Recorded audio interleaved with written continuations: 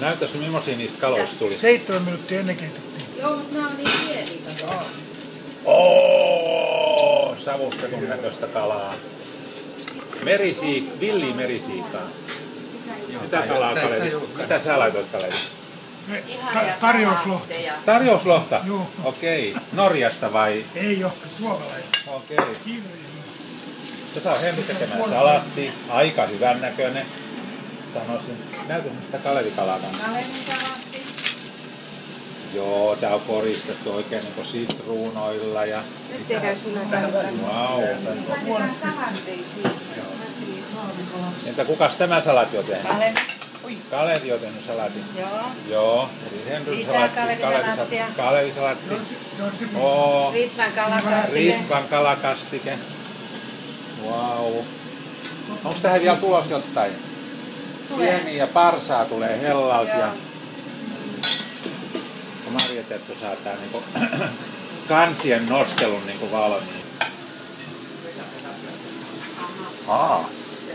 Uuniperunoita.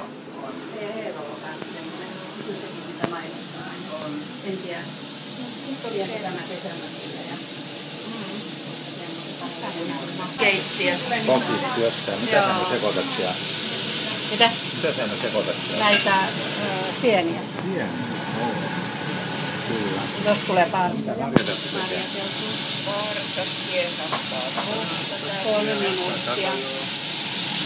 Joo. Täällä kaadetaan kuumaa vettä.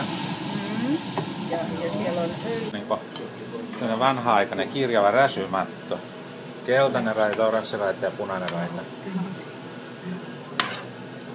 Hän laittaa niitä tarjoiluastia oikein tolleen. Näyttääkö joku semmoisen punaisen pienen korkki? Se on tossa pöydällä just. Millaiset? Pistitkö sä vattas piiloon vai? Ai jaa. Jaa. Jälkiruokavatsaani mahtuu kyllä. Mahtuu vatsaan. Katsotaan nyt vähän millaista tää jälkiruokaa. Kuuluu varmasti. Niin mikä tää nimi oli, hei? Ei silloin ollut nimeä. Se oli vaan... Se oli lehdestä vai? Se oli nimetön. Vai onko se internetistä? Entä nämä? Tuulihattuja? No jotain sinne päin. Jätetään tästä vielä tämmönen viimeinen. Hieno.